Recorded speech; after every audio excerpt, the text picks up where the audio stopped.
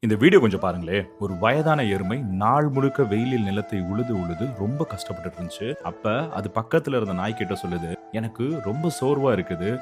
ஒரு நாள் ரெஸ்ட் எடுத்தா நல்லா ஆயிரும்னு நினைக்கிறேன்னு." அந்த நாய் அதை கழுதை கிட்ட சொல்லுது. எருமை ரொம்ப களைச்சு போச்சாம், வேலை பண்ணவே பிடிக்கலையாம்னு. கழுதை அத ஆட்டுக்கிட்ட சொல்லுது, எருமை வேலை ரொம்ப கஷ்டம்னு கம்ப்ளைண்ட் பண்ணிட்டு இருக்குன்னு. அந்த ஆடோ ஒரு பன்றி கிட்ட போய் சொல்லுதாம், எருமை ஸ்ட்ரைக் பண்ண போதாம், இனிமேல் நம்ம எஜமானுக்கு வேலை பண்ணாதாம். கடைசியில பன்றி உடனே எஜமான் கிட்ட போய் சொல்லுது, எருமை உங்களுக்கு எதிராக சதி பண்ண ஆரம்பிச்சிருச்சு, வேலையை விட்டுட்டு ஓடி போகணும்னு பிளான் பண்ணிருச்சுன்னு. இந்த வார்த்தைகளை கேட்டதும் எஜமான் அந்த நைட்டே கத்தியை கூர்மையாக்கினார். மறுநாள் காலையில் அந்த எருமை பரிதாபமாக கொல்லப்படுகிறது. சாகரப்ப கூட அந்த எருமைக்கு புரியல, அதை கொன்னது அதோட சோர்வு அல்ல, அது நம்பி சொன்ன சில வார்த்தைகள். சைக்காலஜில இதை ரூமர் டிஸ்டார்ஷன் எஃபெக்ட்னு சொல்லுவாங்க. ஒரு உண்மை பல காதுகள் கடந்து போகும்போது அது வேறொரு கதையா மாறிடும். ஃபார் எக்ஸாம்பிள், ஆஃபீஸ்ல நான் டயர்டா இருக்குன்னு சொல்லியிருப்பீங்க, அது சில காதுகள் கடந்து